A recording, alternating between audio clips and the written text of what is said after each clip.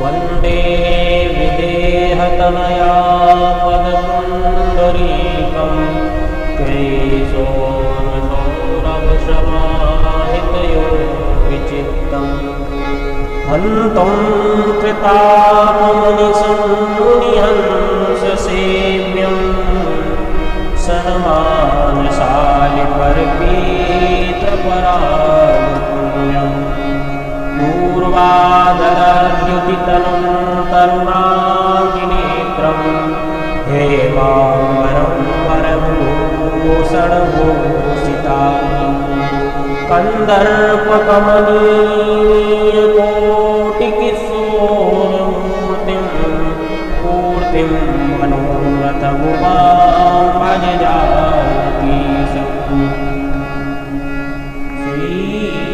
गुरुचरण सरोज रज निज मन मुकुर सुधा वर्णोदायक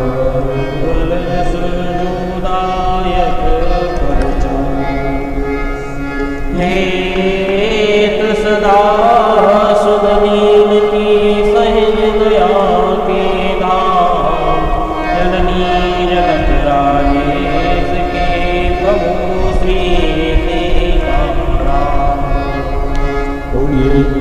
श्री सीताराम जी महाराज की जय। श्री हनुमान जी महाराज की जय।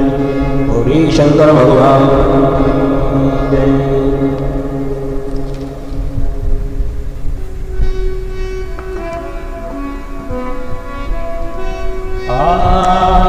भवसागर चर पार जो पावा भवसागर चर पार जो पावा भवसागर चर पार जो पावा भवसागर चर पार जो पावा राम कथा राम कथा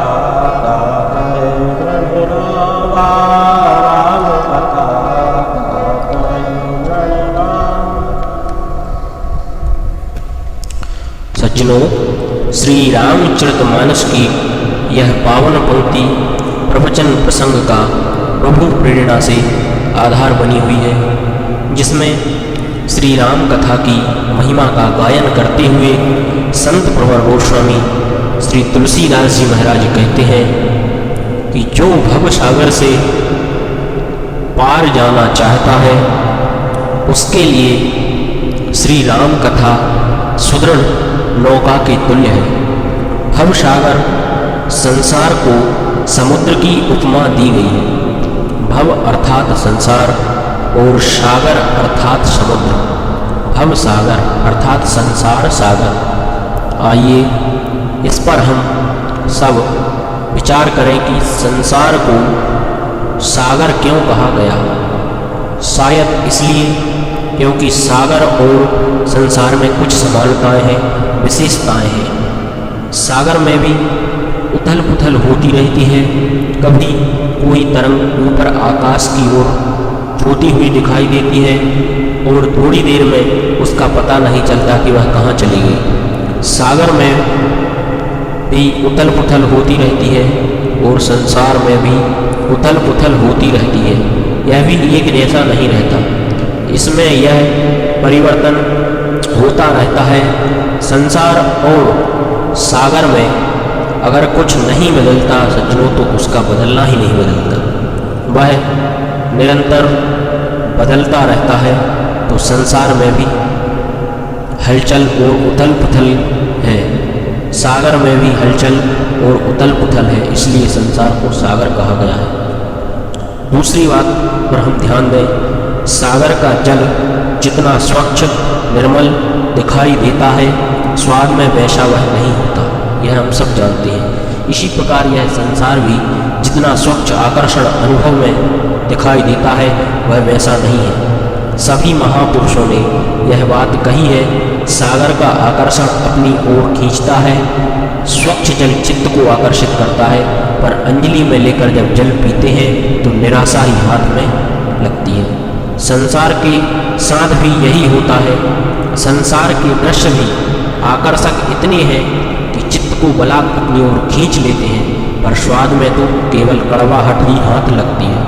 इसलिए भी सज्जनों संसार को सागर कहते हैं। तीसरी बात पर ध्यान दें कि सागर के जिस तट पर हम खड़े होते हैं वह तट तो हमें दिखाई देता है, किंतु दूसरा तट दिखाई नहीं देता।